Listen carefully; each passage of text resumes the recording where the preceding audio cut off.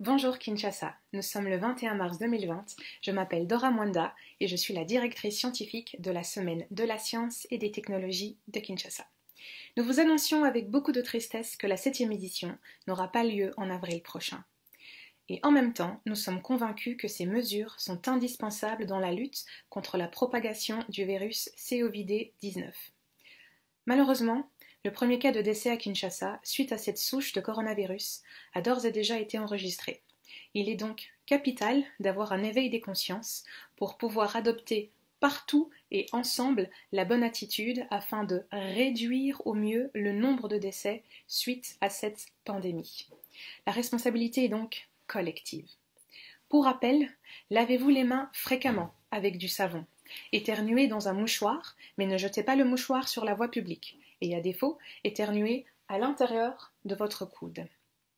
Évitez de cracher au sol. Le virus peut résister pendant quelques jours sur le sol. Et surtout, évitez les endroits où vous êtes exposés à des contacts physiques tels que les transports en commun et les lieux publics. Alors, il n'y a pas de secret. Si l'on veut préserver la population, il faut ralentir la vitesse de propagation du virus. Le plus efficace est alors d'éviter les contacts entre individus. Plus vous serez isolé, plus vous serez en sécurité et plus vous protégez les autres.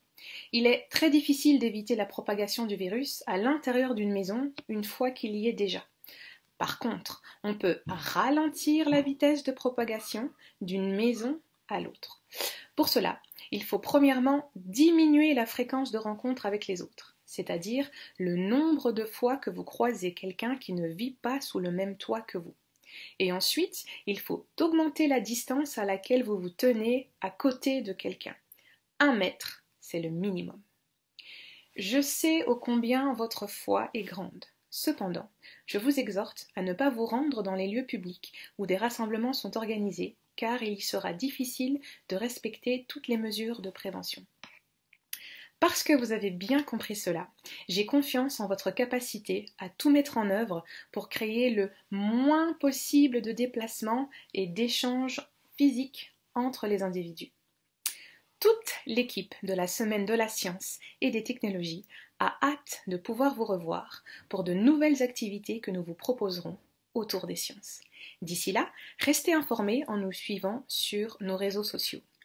N'oubliez pas, plus vous serez isolés, plus vous serez en sécurité, mieux vous protégez les autres.